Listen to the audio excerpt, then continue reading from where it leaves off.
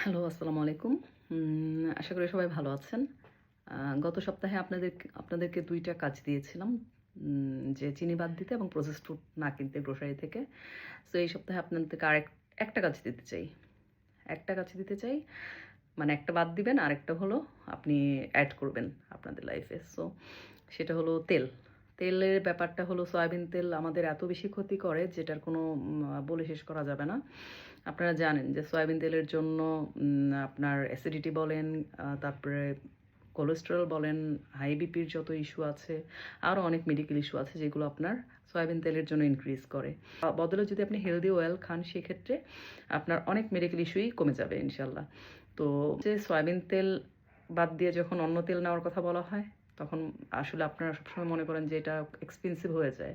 তবে আপনি একটাবার হিসাব করে যদি দেখেন যে সয়াবিন তেলের বদলে অন্য তেল যদি পরিমিত খান অনেক বেশি খরচ হচ্ছে না। বরং আপনি উল্টো কিছু মেডিসিন কেনা থেকে আপনাকে বিরত থাকছেন এবং ফিজিক্যালিও আপনি অনেক ভালো থাকতে পারছেন। সো আপনি ফ্যামিলির সবাইকে নিয়ে যদি হেলদি প্র্যাকটিসটা কন্টিনিউ করতে চান সেক্ষেত্রে সয়াবিন তেলের বদলে হেলদি একটা অপশন আপনাকে বেছে নিতেই হবে। যত তাড়াতাড়ি বেছে নেবেন ততই আপনাদের জন্য মঙ্গল। তো আজকে এটাই বলার ছিল। ভালো থাকবেন সবাই। আশা করি আপনারা এটাও অভ্যাস করার চেষ্টা করবেন। আপনাদের সবাইকে থ্যাংক ইউ সো মাচ।